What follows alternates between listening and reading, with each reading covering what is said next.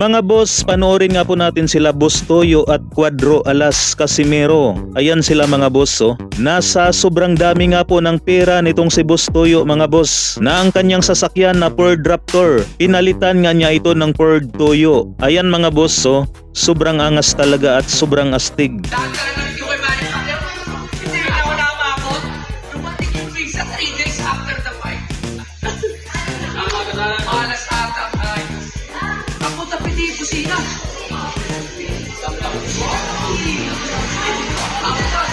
Samantala, dito naman tayo mga boss sa boxing update. WBO number 1 contender sa super flyweight na si KG Kataraha. Mapapalaban nga po ito ngayong August 24 kontra sa isang Mexican fighter na si Kinbon Torres, at gaganapin ang kanilang salpukan sa bansang Japan. Minsan na ring umingay ang pangalang Kinbon Torres mga boss sa Midas Casino Hotel Pasay, kung saan ay nakalaban itong si Kinbon Torres ang ating pambato na si Remart Gaballo, na tumaga lamang ang kanilang naging salpukan sa round 1. Knockout nga po dito kay Kinbon Torres si Remart Gaballo. So, ngayong darating na August 24 mga boss, susubukan naman ang isa pa nating pambato na si KG Kataraha. Etong tibay ni Kinbon Torres, kaya abangan natin yan mga boss.